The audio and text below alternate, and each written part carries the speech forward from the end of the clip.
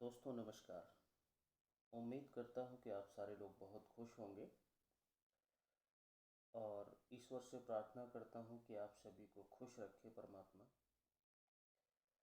आइए दोस्तों, आज हम एक बहुत ही इम्पोर्टेंट टॉपिक पर बात करेंगे। Memory, computer memory. मेमोरी की अगर बात करें तो बाहर में एक्सप्लेन करें मेमोरी को तो एक खाली जगह है जहाँ पर हम बैठ सकते हैं, हम कोई सामान रख सकते हैं, कुछ भी स्टोर कर सकते हैं। ऐसी जगह मेमोरी कहलाती है। अब अगर कंप्यूटर की दुनिया में बात करूं मेमोरी को, तो कंप्यूटर की दुनिया में दो तरह की मेमोरी होती है, प्राइमरी मेमोरी और सेकेंडरी मेमोरी। प्राइमरी मेमोरी कौन सी होती है? वह मेमोरी जिसके बिना हमारा कंप्यूटर चल नहीं सकता, जिसके बिना हमारा कंप्यूटर वर्क ही नहीं करेगा। ऐसी मेमोरी प्राइमरी मेमोरी कहलाती है। सेकेंडरी मेमोरी क्या होती है? सेकेंडरी मेमोरी वह मेमोरी जिसमें कि हम कोई फाइल्स को स्टोर कर सकते हैं, कोई डेटा को स्टोर कर सकते हैं, किसी इमेज को स्टोर कर सकते हैं। इस तरह की सेकेंडरी मेमोरी कहलाती है। आइए दोस्तों, इन्हें आगे हम एक्सप्लेन करते हैं। प्राइमरी मेमोरी क्या होती है? प्राइमरी मेमोरी को हम इंटरनल मेमोरी भी कह सकते हैं। इंटरनल मेमोरी क्यों कह सकते हैं? क्योंकि यह हमारे कंप्यूटर के अंदर लगी होती है, सिस्टम के अंदर लगी होती है, यानी मदरबोर्ड में लगी होती है। इसलिए इसको इंटरनल मेमोरी भी बोला जाता है। मेन मेमोरी भी कह सकते हैं इसको।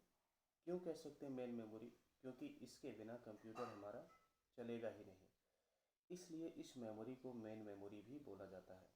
सेमीकंडक्टर मेमोरी, प्राइमरी मेमोरी को सेमीकंडक्टर मेमोरी भी बोला जाता है, क्योंकि यह मेमोरी सेमीकंडक्टर चिप्स यानी कि सर्किट्स से बनी होती है, इसलिए इसको सेमीकंडक्टर मेमोरी भी बोला जाता है। तो उम्मीद करता हूँ दोस्तों ये प्राइमरी मेमोरी आपको समझ में आया होगा।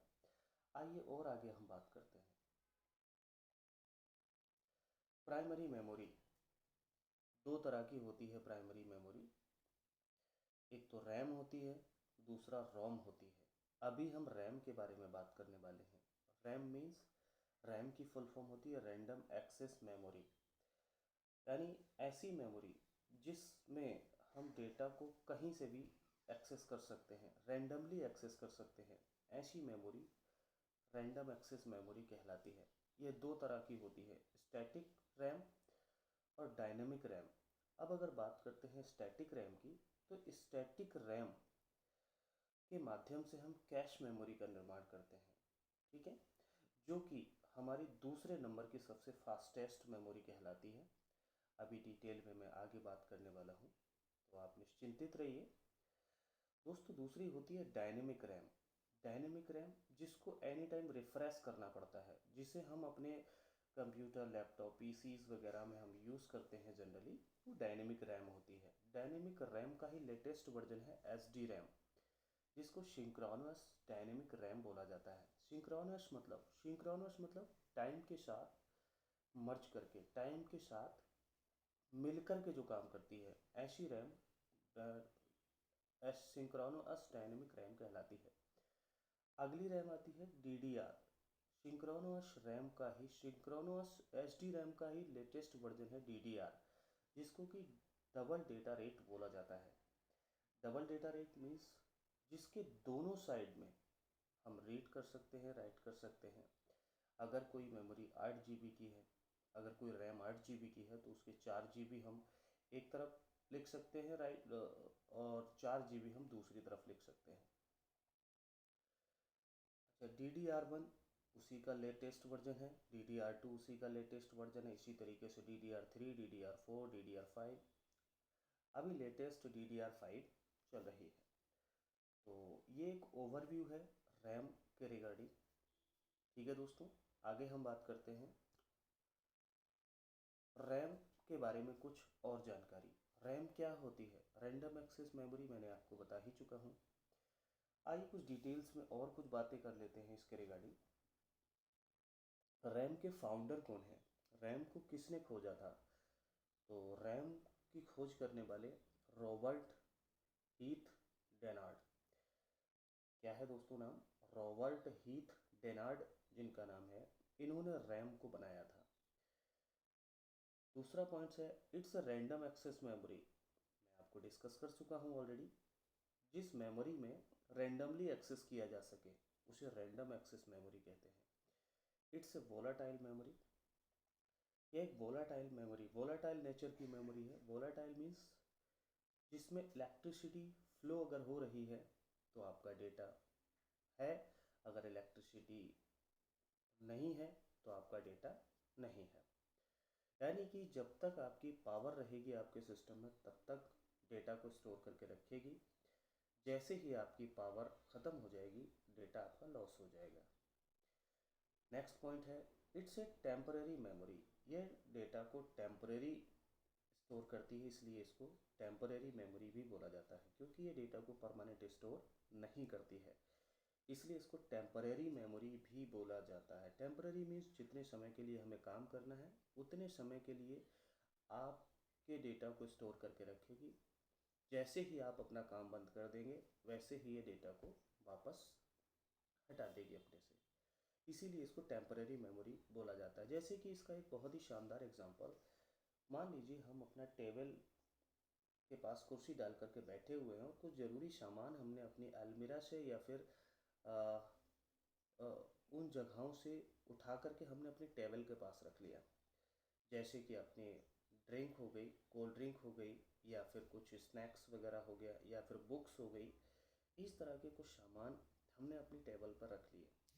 जैसे ही हमारा काम ख़त्म हुआ वो सामान बाकी के हमने वापस उसी जगह पर पहुंचा दिए जहां से हमने उठाए थे। ठीक है, तो ये जितने समय के लिए काम किया गया उतने ही समय के लिए ये सामान को स्टोर किया, बाकी का फिर खाली हो गई।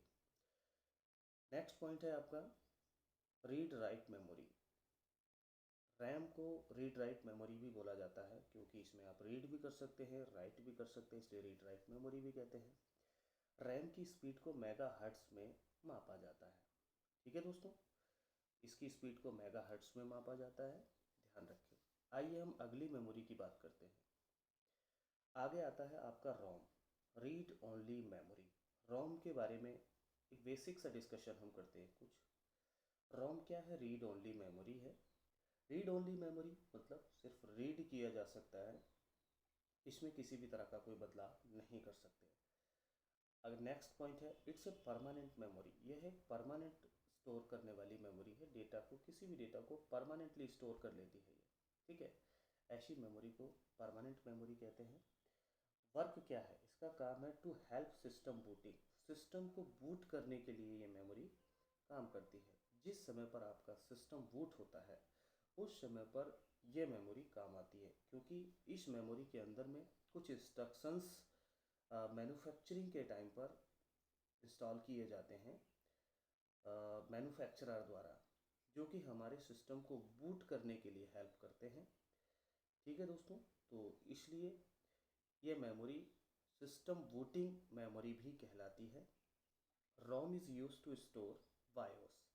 नेक्स्ट पॉइंट है आपका, यह मेमोरी यानी रोम बायोस को स्टोर करने के लिए काम में लाई जाती है। बायोस क्या है? BIOS basic input output system, यानी बायोस एक सॉफ्टवेयर है जो कि बेसिक इनपुट आउटपुट डिवाइसेस को कंट्रोल करता है।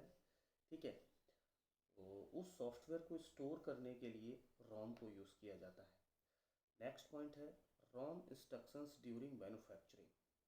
रोम के अंदर में कुछ इंस्ट्रक्शंस दिए जाते हैं मैन्युफैक्चरर के द्वारा, जिसको हम फर्मवेयर कहते हैं। फर्मवेयर क्या है? Firmware is a combination of hardware and software, right. Firmware के बारे में आगे हम डिटेल में बात करेंगे, अभी सिर्फ इतना ही। नेक्स्ट पॉइंट है नॉन वोलाटाइल इन नेचर। जो रोम है वो नॉन वोलाटाइल नेचर की मेमोरी होती है। नॉन वोलाटाइल मीन्स इलेक्ट्रिसिटी आ रही है तब भी आपका डेटा स्टोर रहेगा, इलेक्ट्रिसिटी नहीं है तब भी आपका डेटा स्टोर रहेगा। इसमें किसी भी तरह के डेटा में कोई भी बदलाव नहीं होने वाला है, राइट। चलिए दोस्तों, दोस्तों, बहुत बहुत आभार आपका, आप सभी ने इस वीडियो को देखा। Thanks for watching. Thank you.